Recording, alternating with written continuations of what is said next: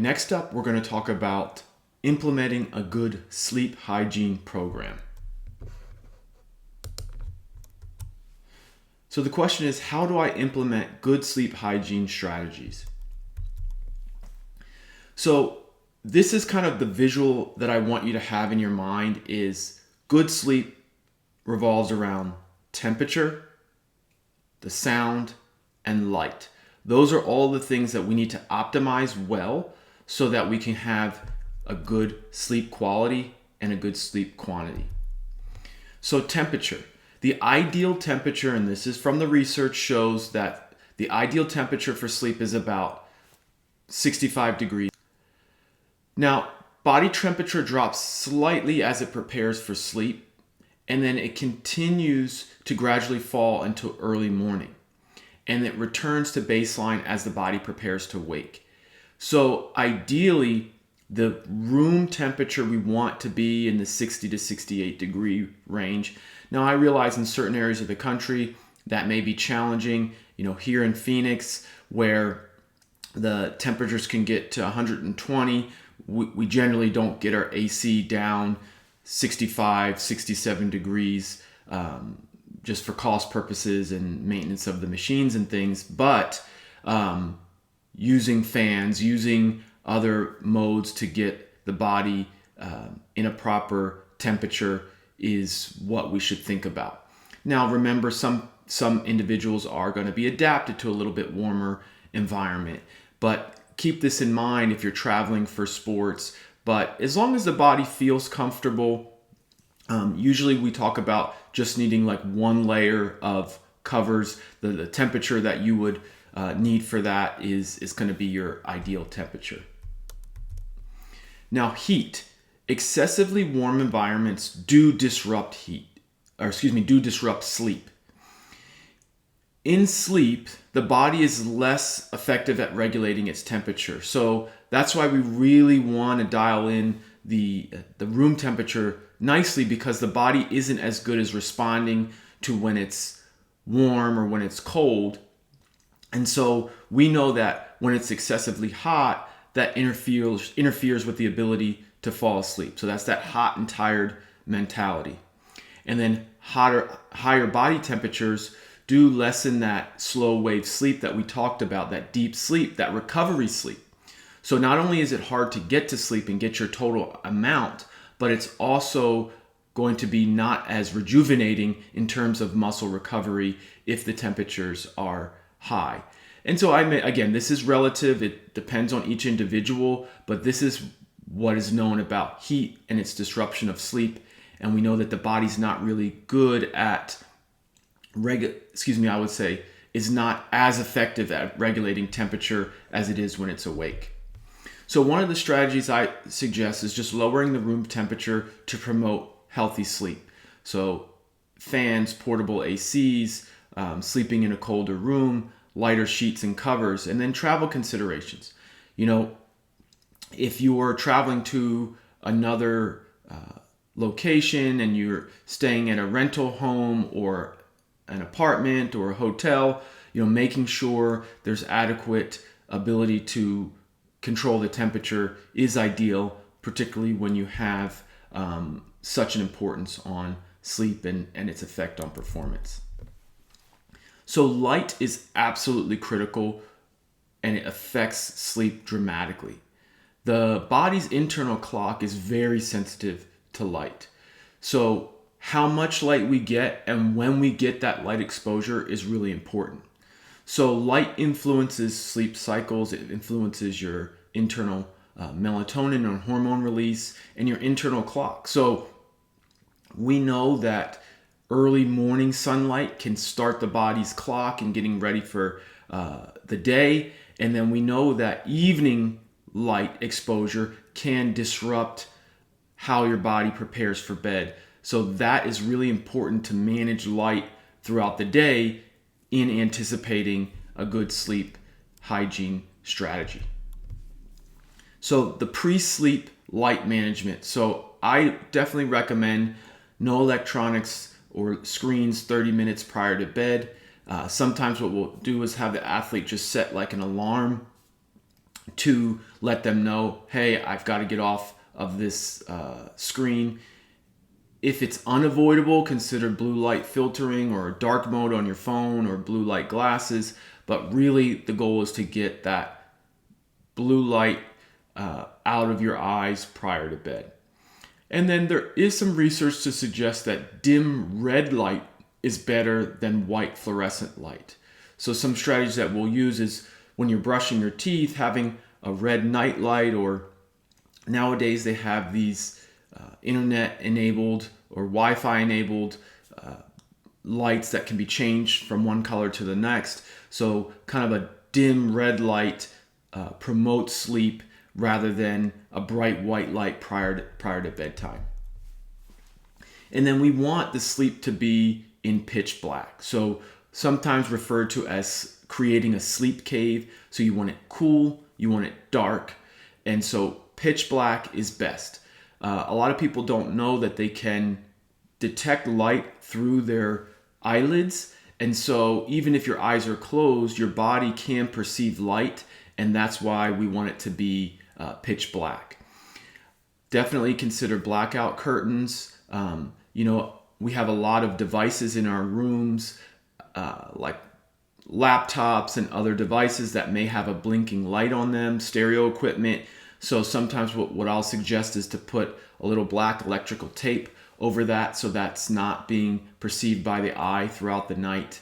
And then, as I mentioned, no TV, tablets, or phones, prior to bed. And then the next strategy is minimizing noise interruption to sleep. I think this goes without saying, but obviously loud noises can disrupt your sleep, messes with your sleep cycle. So I suggest sound machines or a light blowing fan can be quite helpful. It's debated whether or not just a perfectly quiet room is better than some ambient sound, but I think that's really person dependent. I do think that the phone is a significant inhibitor to good sleep quality. And so I recommend that the younger athletes do not have the phone in the room as they are sleeping. I tell them just to charge it in a separate room. Some athletes will say, well, I need my alarm. There's many, many ways around that. I don't think that's a good reason to have your phone in your room. There's been multiple studies showing how many alerts and indications that adolescents get throughout the day and the night, and it's just a disruptor of your sleep. And I just would not sleep with your phone next to you, whether you're using it for an alarm clock or not.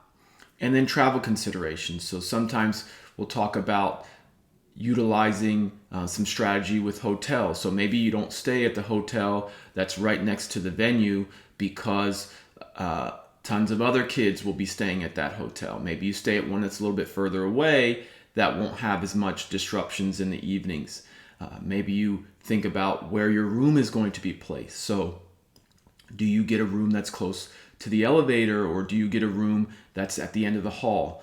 Do you think about where the ice machine is? Different things like that do come into play. Do you get a low floor? Do you get a high floor? So I'll touch on that a little bit later, but I think those are important strategies to consider as well. And then another strategy is just creating a game plan. I know it seems silly, but a lot of times writing something down will certainly help you achieve that goal. Now, it doesn't have to be handwritten. You could just put it in the notes in your phone. You can just have a little sticky pad where you write down what your strategies are going to be. But I like specific goals and goals that are attainable. So if you know it's not going to be likely that you're going to get 10 hours of sleep, don't make that your goal. But you can make other things your goal. And then at what point in time that you want to look back at that list and say, did I achieve it or not? Right? So it might be a written plan that you say, I'm going to get this realistic goal within the next 3 to 4 weeks. So some examples that I've listed here would be a goal of getting 8 to 9 hours of sleep per night throughout the football season. I'm not going to use my phone 30 minutes prior to sleep during my off season. 10 minutes of mental visualization prior to sleep is a strategy that I'm going to try instead of using my phone. So just things like that can be helpful. Throughout this course, we'll add more to these strategies. We'll add more goals that you can implement. But this is just more of a framework of how I want you to approach trying to get better at something. So I like athletes to also create a sequence by which they're going to do something. And once you create that sequence, it becomes a habit. So for example, when you are an athlete, a basketball athlete, they're shooting free throws. Generally, they do the same thing every time, whether that's 2 bounces, 3 bounces, spin the ball, whatever it may be, they have a consistent strategy by which they approach something, then it becomes a habit. And that's what I want you to approach, have that right mindset when you approach sleep. So in your mind, it should be, okay, I need a consistent meal time. Okay, during that mealtime, as I start to get to the evening, I want to dim the lighting or put in low red light. Okay, now where my alarm goes off and I don't want to use my phone. We'll talk about this when we get to the mental health part of things. But okay, I'm going to go through the first 10 scripted plays of our football session, or if I'm a competitive cheer or gymnast, I'm going to go through my routine 3 times in my head, visualizing it. Then when I get up, I'm going to make sure I get 15-20 minutes of morning sunlight. So all of those things are important. You have the consistent bedtime. That bedtime is in an area where it's pitch black. You have a consistent wake up, a consistent breakfast, and like I mentioned, getting that morning sunlight. So this doesn't have to be your strategy, although it could be, but it just needs to be something that's consistent that allows you to get to those goals. So the common mistakes that I've seen in working with young athletes is they simply just don't get enough hours of sleep. You look at their schedule and right away you're like, well, it's not going to be possible that you're going to even get 7 hours of sleep based on the schedule that you're giving me.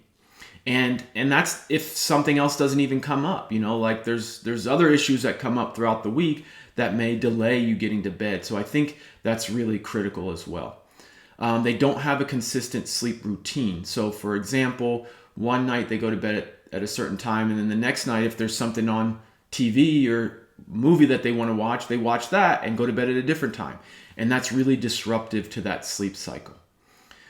They get too much exposure to blue light late in the evening. So a lot of people are watching their phone all the way up until the minute they turn it off and go to sleep. That's not ideal at all. I understand people have homework or people have work to do, but trying to create something that is a setup for you to be successful is ideal. Then the sleep environment's just not adequate, right?